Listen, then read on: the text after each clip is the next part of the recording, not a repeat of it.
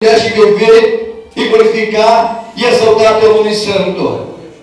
Mas nesse tempo, se nós estivéssemos realmente no tempo de Ezequias, nós não podíamos glorificar o Senhor se não foi ter meio de um sacerdote para poder pagar um preço para o Senhor, para perdoar o nosso pecado.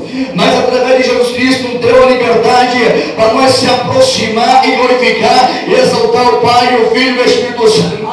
E deixou uma palavra bem escrita que se encontra em Marcos 16, versículo 15: porque todos os sinais seguirão aqueles que crerem. E eu tenho um sinal de poder e autoridade, e você também tem, para poder profetizar no nome do Senhor e Salvador Jesus Cristo, que alguma coisa pode acontecer na sua vida e na sua família também. Porque o Senhor é fiel.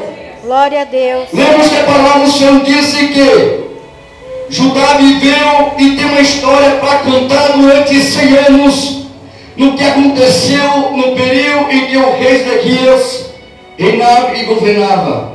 Diz a palavra do Senhor que o rei recebia as cartas do rei da Síria, recebendo humilhação, afronta, pressão psicológica sobre a sua vida, dizendo que vinha peleja.